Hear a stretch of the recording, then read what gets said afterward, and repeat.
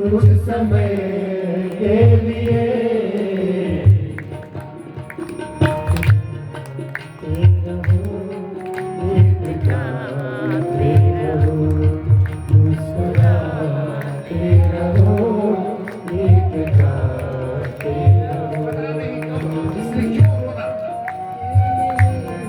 चेहरे पर भगवान ने दिया ये सुंदर चेहरे में सुंदर मूर्तियां ने मुस्कुराते रहो भगवान के नाम में मस्त रहा।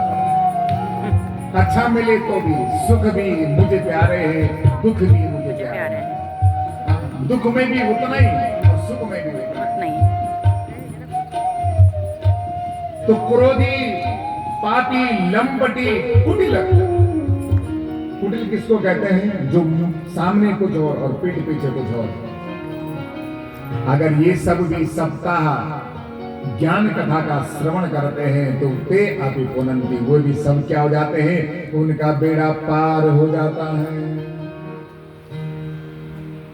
जो चले गए वो हमारे सुनने मात्र से उनका उद्धार तो होना ही होना है, लेकिन इन सब का भी उद्धार हो जाता है। तब सनत कुमार कहने लगे, हमारे भारतवर्ष में कर्नाटक प्रांत है, वहां तुंगभद्रा नाम की नदी है। उस नदी के किनारे एक नगर बसा हुआ है, उत्तम नगर। वहां पर एक ब्राह्मण निवास करते हैं। उन ब्राह्मण देवता का नाम है आत्मदेव, और उनकी एक पत्नी है और उसका नाम क्या है? बोलो।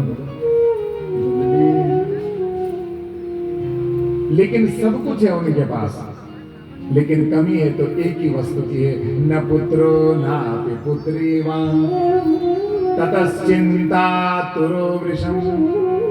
सब कुछ है आत्मदेव के पास, घर है, मकान है, जमीन है, जायदाद है, अन्न है, धन है, लेकिन कमी है तो किसकी है? संतान की। दिन रात इसी चिंता में लगा रहता है। घर में संवत्सर गाय को लेकर के आते हैं, कुछ दिनों के बाद वह गाय में क्या हो जाती है?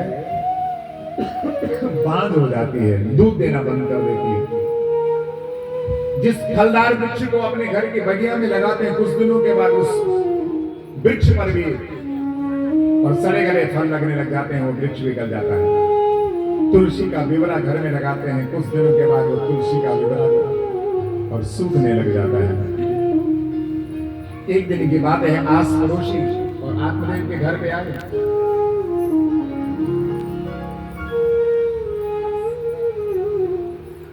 आत्मदेव ने उनसे ये प्रश्न रखा तो कहने लगे कि भैया हमें तो ये लगता है कि तुम संतानहीन हो, इसलिए तुम्हारे पास ये सब दुख है।